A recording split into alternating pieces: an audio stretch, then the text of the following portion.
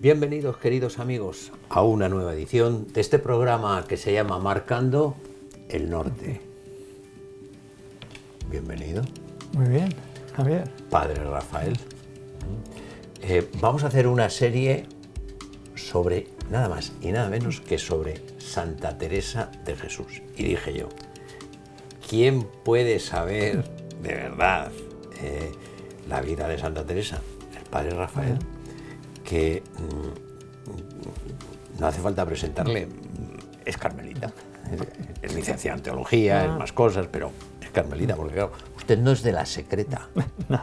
¿Usted sabe lo que era la secreta? No. De oídas. De oídas, pero yo sí, yo era un joven cuando íbamos al fútbol y tal, que se colaba la gente, estaba la secreta, era la policía secreta, que te enseñaba así, iban de paisano, no, que te enseñaban así, y ¿dónde está la entrada? ¿No? Pues no es de la secreta, ya está. Santa Teresa de Jesús. Qué mujer. Bueno, es increíble. Yo le dije, vamos a quedar muy bien, porque por poco que quedamos, digamos, de Santa Teresa, se queda muy bien.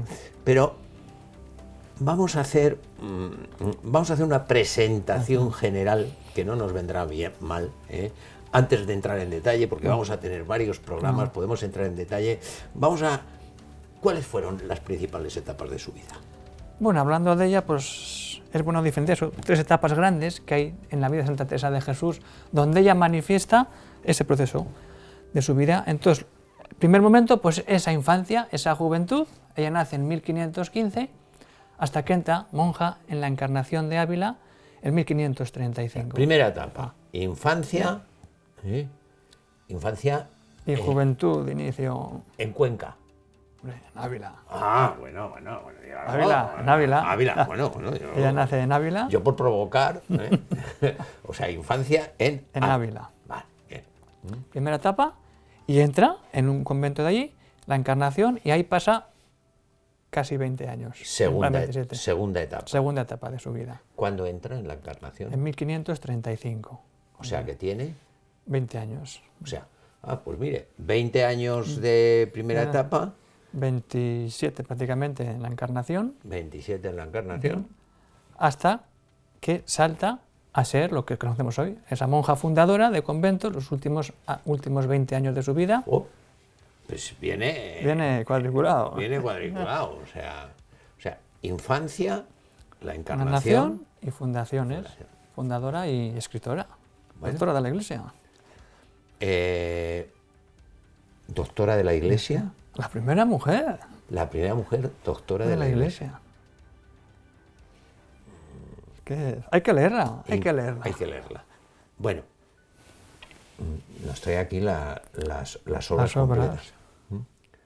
¿Nos recomienda usted alguna edición?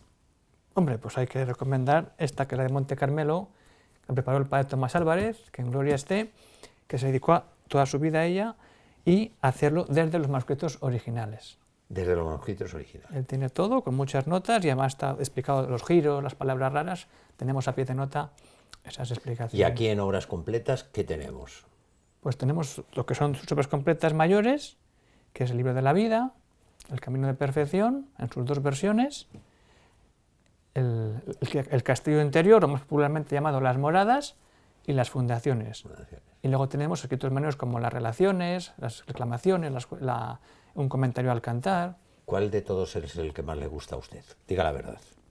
A mí es la vida, porque la vida fue, por eso estoy aquí, como carmelita. Empecé a leer la vida y digo, esto es más que una vida. Por eso está usted aquí, no en este estudio, sino en ese hábito. En ese orden. Quiere decir, sí, ¿no? Sí. Por eso estoy aquí, es en este hábito. ¿Cómo se hizo usted carmelita? Pues leyéndola a ella. No me diga. ¿Eh? ¿Usted a qué se dedicaba? ¿Ha sido cocinero antes? Más o menos. ¿En qué cocina estaba usted? En el seminario de Logroño. Estudiando, pero estudiábamos en Burgos, éramos muy poquitos seminaristas, estudiábamos en Burgos. Allí conocí la orden, y me chocó ver frailes jóvenes, y luego digo, hay que leer algo de esta mujer que me está tocando, esta santa. Y a ver qué dice. Y me empecé a leer el libro de su vida en unos ejercicios de verano, siendo seminarista, y digo, aquí hay una experiencia de Dios potente. Ella me está enseñando a rezar y a encontrarme con Dios. Y empecé a leer y me dijo el Señor que tú tienes que ser fraile. Que no, que sí, que no, que sí. Y aquí estamos. Oiga, me suena a lo de Eddie Stein. Hombre, salvando las distancias. No, pero fue tal cual, ¿no? Fue Sí, leyendo sí. también. Ella tenía su proceso de conversión y al final con el libro de la vida... Exacto. Bueno, Sí, sí. que nos desviamos de Santa Teresa, pero bueno, también es interesante conocer todo este tipo de detalles. Nos habla usted del personaje, del gran personaje, la primera doctora de la Iglesia, que se dice pronto, ¿no? No es poco. Que se dice pronto. Pero vamos, si le parece, del personaje a la persona. Vamos a ver la persona. Hay que conocerla a ella. Vamos a ver. Venga, sus padres. ¿Quiénes son sus Sus padres? padres son don Alonso de Cepeda y doña Beatriz de Ahumada. ¿A qué se dedican? Pues su padre viene de Toledo, porque su familia era judaizante, y entonces para evitar problemas pues se vienen a Ávila. Entonces él era comerciante. Un comercio en la zona del barrio judío de Ávila, y su madre pues venía de la zona de Olmedo y tenía una finca en Gotarrendura, un pueblito cerca de Ávila. Entonces ellos compran una casa. ¿Su madre qué es? Bueno, Creo... bueno, hay que decir que su padre primero está casado con doña Catalina del Peso. Yo tenía Sí, idea de que me su saltaba padre ahí, era de segundas nupcias, Sí, ¿no? sí, sí. O sea, su padre se casa con Catalina del Peso y tienen 2 hijos.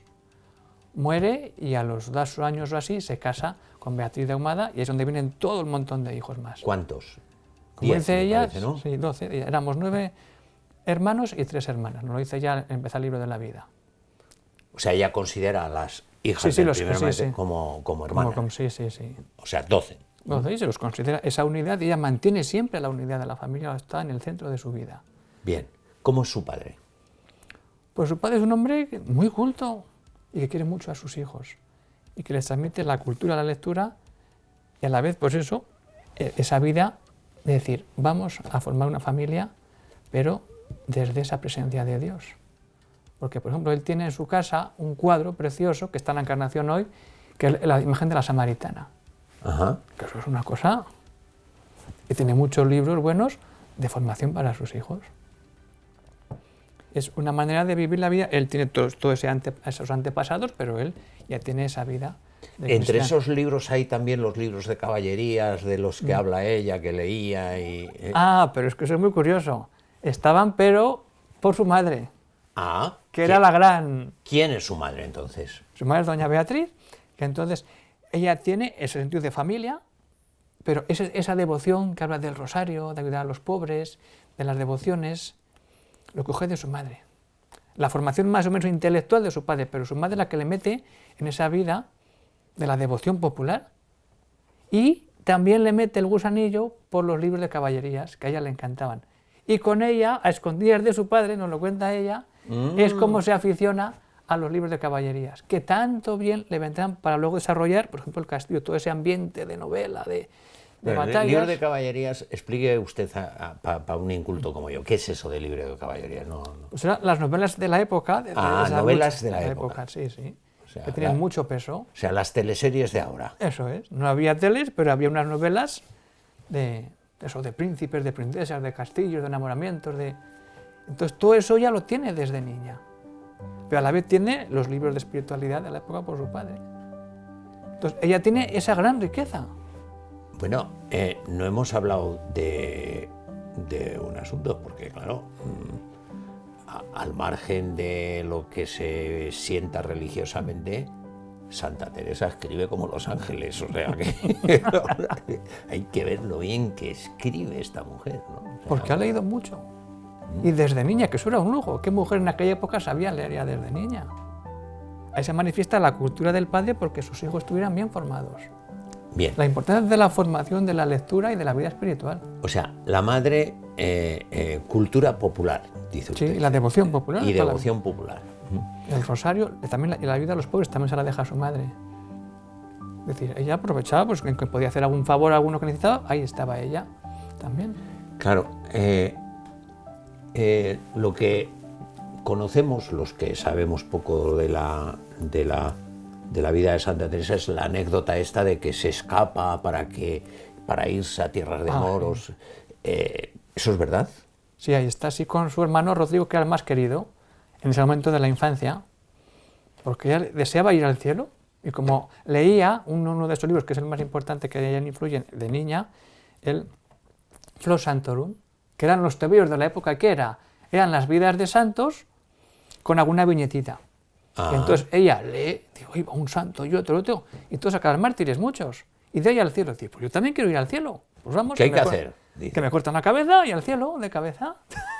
Y esa es la importancia de la formación desde niña, porque Desde niña. ¿qué edad tiene cuando sucede esto? Podría tener 10, 12 añitos, podría tener, o menos. Muy bien. Infancia, ¿habla usted del rosario y la devoción a la Virgen inculcada por su madre también? Sí, sí. Dígame. Porque sí, lo dice al principio del libro de la vida, que presenta la familia y cómo es el padre y la madre, pero también es un detalle muy importante, que su madre muere. Ah. Su madre muere cuando tiene 14, 15 años más o menos, y ella se acoge a la Virgen. Se va a la Virgen de la Caridad, hoy está en la Catedral de Ávila en una capillita, y le dice, me he quedado sin madre, que seas tú mi madre ahora. Con hartas lágrimas me puse ante esa imagen, y esa imagen empezó a ser mi madre de verdad. O sea, se queda huérfano con 15 años. Más o menos, sí. Y se acoge a la maternidad de la Virgen. Bien. Y a partir de ahí la Virgen va haciendo su obra sin que ella se dé cuenta. Ya. Pero ya, claro, su madre le ha dicho, reza el rosario, dice vota a la Virgen, y ahora, ¿mi madre no está? Pues que es mejor que mi madre me ha enseñado a que sea mi madre. Ya. ¿Y cómo vamos de esa cristianita pequeña, que es ella, cómo vamos de eso a la vocación religiosa? ¿Qué ocurre por ahí? Pues ahí, claro, ella es más o menos de las pequeñas, sus hermanos van marchando a América, estamos en el siglo XVI, toda época, cantidad de españoles que van a América, pues sus hermanos van, pero tiene 2 hermanas. Entonces ella se va quedando sola en casa, su padre está viudo, su hermana mayor se casa, y dice, padre, ¿qué hago yo? Entonces ella empieza, pues como toda chica, con esos años, pues a echarse algún amiguete, con los primos y tal, y eso su padre va viendo que esas compañías pues no le hacen mucho bien. Y entonces, ¿qué hace? Pues a esta chica hay que formarla bien, porque tiene que ser una buena cristiana. La voy a meter interna en las Agustinas de Gracia, que eran de clausura, pero como algunas benedictinas también tenían como un apartado para niñas para formación. Ya. Ellas tenían su vida de clausura, pero había una monja dedicada a esas niñas y las iban formando pues en la vida cristiana. Un colegio internado. Un colegio internado, sí, sí. Las Agustinas. De Gracia, bueno, de Gracia porque es el convento de Santa María de Gracia en Ávila. En Ávila. Pero eran monjas de clausura y siguen siendo monjas de clausura. Y entonces ella entra ahí.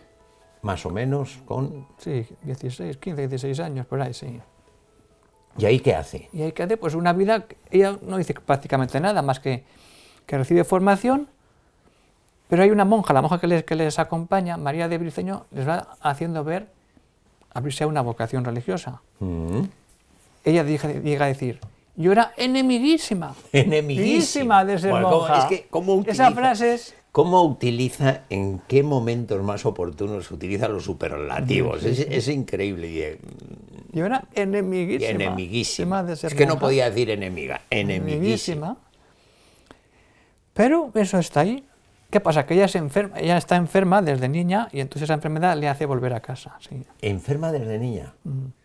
Ha habido No muchos hemos hablado de ese tema, la salud. Desde niña y toda su vida va a estar enferma, pero enferma desde Dios. Ya. ¿Enferma? ¿Qué síntomas? Pues ella tiene como lo que podríamos llamar, pues lo que eran las fiebres maltas que le daban esos vaídos, esos mareos y tal. Y más adelante, cuando ya es monja, siente muy fuerte y la quieren enterrar viva. Sí. Pero bueno, eso ya llegaremos. Ya llegará, sí, eso es lo que me suena a mí, que le ponen un espejo a ver si está muerta. O le pinchan la vez. Bueno, una cosa tremenda, ¿no? Ya. Bueno. Entonces, claro, ante esa realidad, pues vuelve a casa. De las Agustinas. Vuelve a casa, que además está muy cerquita. Los que conozcan Ávila, su casa está junto a la muralla, la parte que pega hacia el sur, y siguiendo el paso de la muralla, en un momentito está en ese convento. Entonces vuelve a casa con su padre, su hermana pequeña, los hijos que queden pequeños, por allá, y ahí sigue la cosa. Y está ese run run que no deja de estar ahí. Entonces, ¿qué pasa? Que se empieza a plantear la vida. ¿Por qué? Porque una amiga suya es monja en la Encarnación de Ávila. Ajá. Y empieza, pues mi amiga está allí, pero yo sigo siendo enemiguísima. pero como amiga va a verla. Ah, Y eso aprovecha el Señor para decir... es amiga de Ávila, de juegos. Sí, una chica de la cuadrilla suya de Ávila. Y entonces pues empieza a ir a ver a su amiga, monja. Y el Señor empieza, oye, ¿Lejos está de la casa la Encarnación? no, pues vamos a ir a Ávila. Bueno, pues si esto es Ávila, el cogito de Ávila, su casa está junto a la muralla, a la parte sur, y el convento de la Encarnación está en la parte de abajo, en la parte opuesta de la ciudad. Bueno, Es un paseíto no se y cuesta abajo, además. que no se ofendan los de Ávila, tampoco Ávila es Nueva York, o sea que El Ávila de entonces aunque esté era- de extremo a extremo, y la Ávila de entonces pues Era la muralla. era la muralla. La Encarnación era, pues eso, fuera y no había nada más que la Encarnación.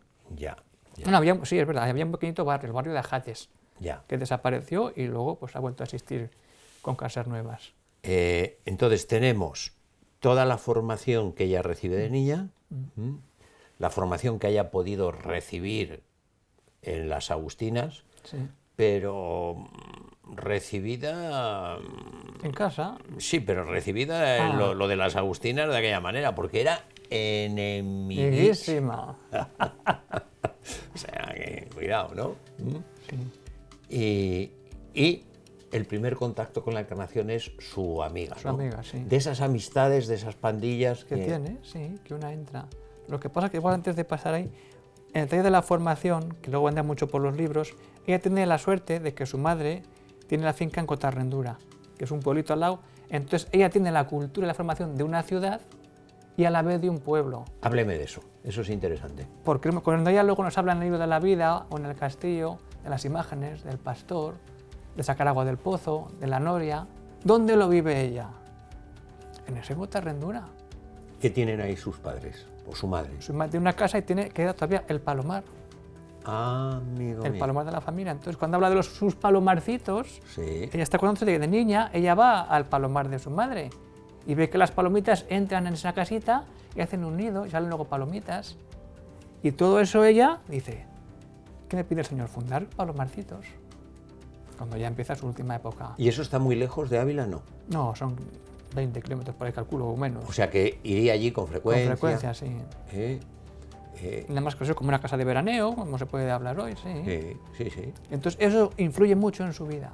Sí, sí. Porque tiene el contacto puro con la naturaleza y con la vida rural. No conocía yo, por ejemplo, esa, claro, y efectivamente, ahora que lo dice usted, claro, toda la conexión que después ella tiene, todas las imágenes del mundo rural, los palomares, ¿no? O Los sea, palomares, los rebaños, sí, sí. la vida del día a día, en un pueblo y en una ciudad. Todo eso ella lo tiene ahí y lo va penetrando y luego lo saca en forma de vida espiritual.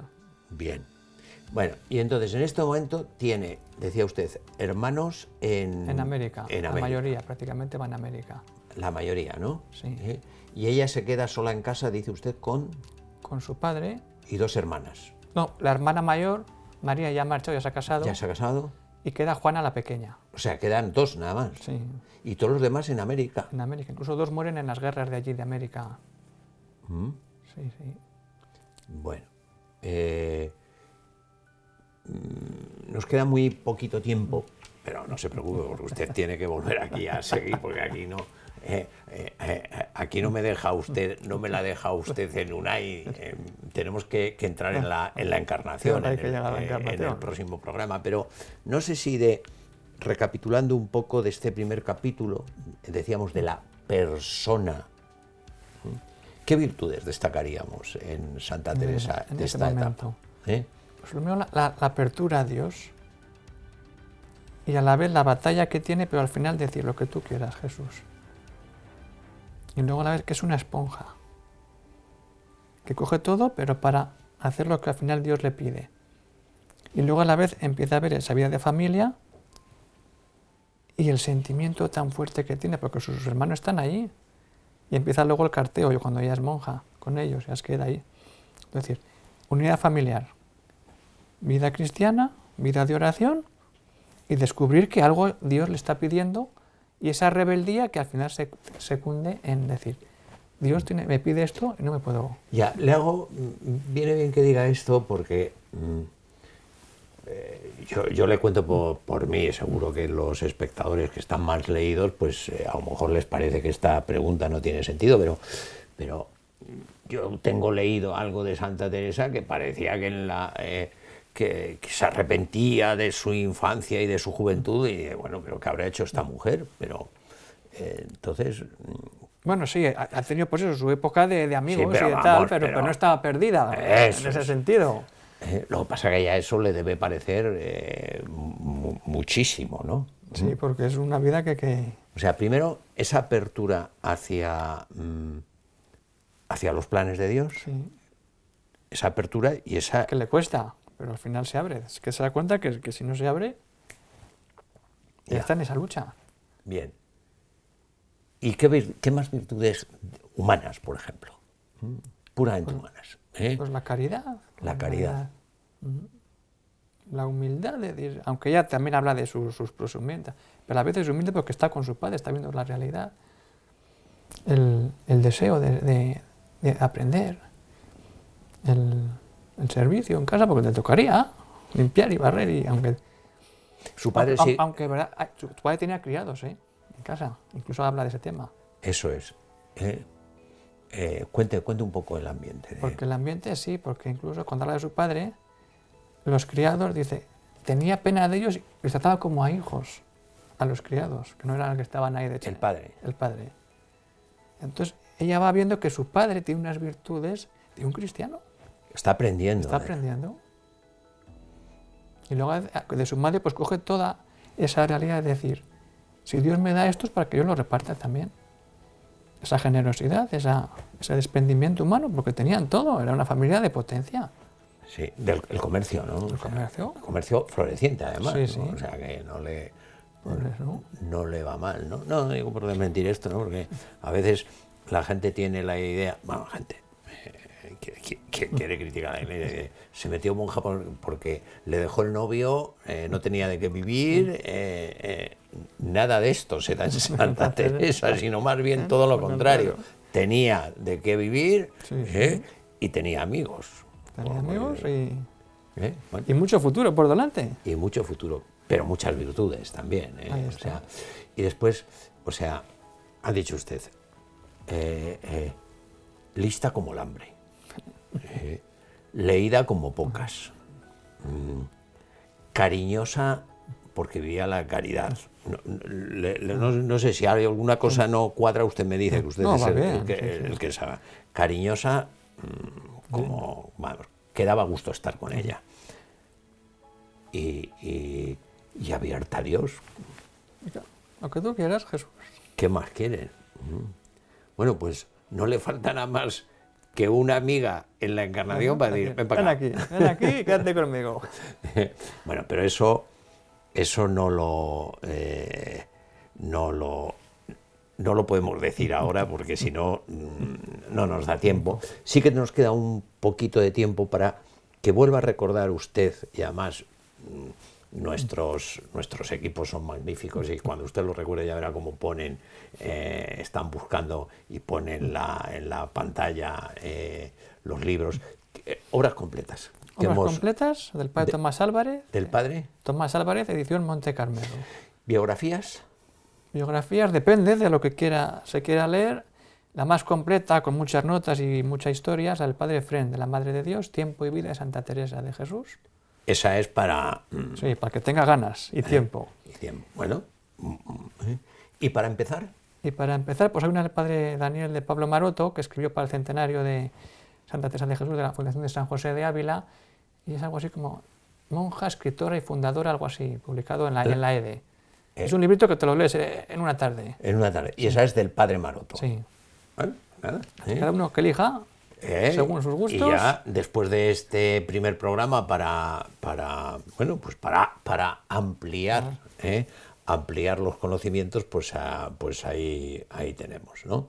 Bien, veo que tenemos aquí también las cartas. Las cartas, porque eso es otro tema aparte, las cartas. Ese es otro tema. Bueno, como yo creo que hay una faceta de escritora que tenemos que hablar, pero bueno, nos dará tiempo y lo que tienen que hacer nuestros seguidores es estar pendientes de los próximos programas, para saber lo que decimos, porque ahora no me queda nada más que muy poquitos segundos.